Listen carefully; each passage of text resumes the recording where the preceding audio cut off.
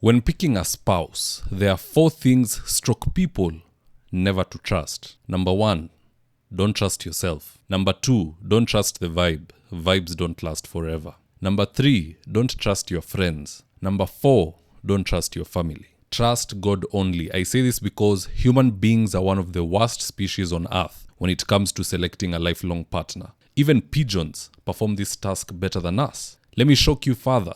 According to a researcher called Kelly Gonzalez, in general, anywhere between 4 and 8 partners is considered the average number of sexual partners for adult men and women in today's society. Those sexual partners basically means people that you've dated and coupled with in one's lifetime. So that basically means that for most human beings, they will go through at least 4 people before they find the person who they think is the one. And you're never even too sure if they're the one, because if you got the first 4 wrong, what is to inform you that you'll finally marry the right person? Because a breakup, it's kind of like a low-level divorce. If you break up with 12 people and marry, you're very likely to divorce that person. Now, in line with that, there are 3 simple but overlooked scriptures which if you follow, you will never have to divorce and you will never waste your time in 4-month relationships that end up going nowhere. The first verse tells us Christians who to marry. Let me take you through 2 Corinthians chapter 16 verse 14, and I quote, "Do not be unequally yoked with unbelievers. For what partnership has righteousness with lawlessness? And what fellowship has light with darkness?" So clearly, we have nothing to do with unbelievers. I don't care how tall they are, how rich they are, how light-skinned they are. All that doesn't matter. If they're unbelievers, they are unbelievers. That's a wrap. Alright, so say you find someone who's a Christian then. How do you know for sure that this person is truly a Christian? Here's an example I can give you.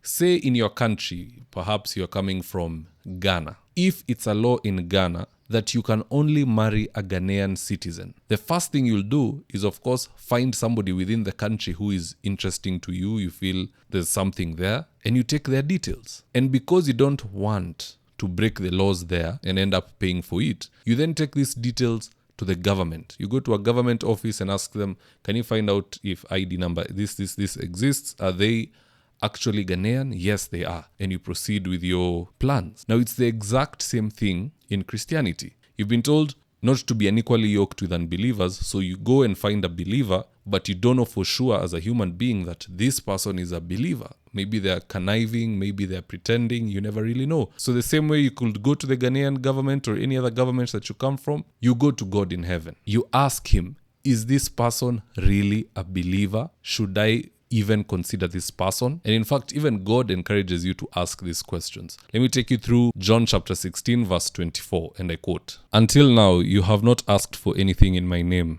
Ask and you will receive, so that your happiness will be complete." Take note of that. Until now you have not asked for anything in my name. Ask and you will receive, so that your happiness may be complete. So we now know if you ask God in his name, the name of Jesus, who's the Son of God, you will receive. So if you ask a question in the form of a prayer, you will be answered. And how do we know for a fact that God will even answer your prayers? That's where Isaiah chapter 58 verse 9 to 10 comes in, and I quote, "When you pray, I will answer you. When you call to me, I will respond. If you put an end to oppression, to every gesture of contempt, and to every evil word, if you give food to the hungry and satisfy those who are in need, then the darkness around you will turn to the brightness of noon." Again, when you pray, I will answer you. When you call to me, I will respond. So that's it. That's all we have to do. Boot out the unbelievers. Pick from the lot of believers, whoever it is that meets your desire, and then go to God in prayer and find out,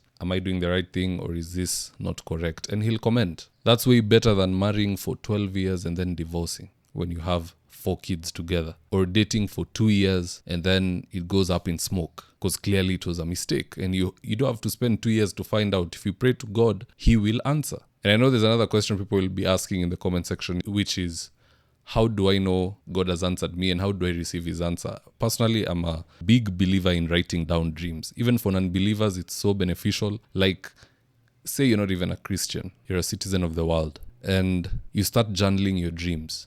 You notice patterns. You'll notice that, hey man, Monday, Tuesday, Thursday, Friday, I've been dreaming about deaths. You'll know there's a spirit of death that's trying to come after you or someone in your family. and you'll know to pray about it. And also communication comes through dreams. I've written down so many dreams, quite a number have come to pass, some don't. Because you also dream from your subconscious mind, things you see and interact with. You can dream them at night. So just write down your dreams. You might get communication that way. Well, that's it from me, guys. If you enjoyed today's episode, you can subscribe right here on TikTok, or you can follow up on YouTube or Facebook/IG at High Altitude Ministries. And with that, bye-bye.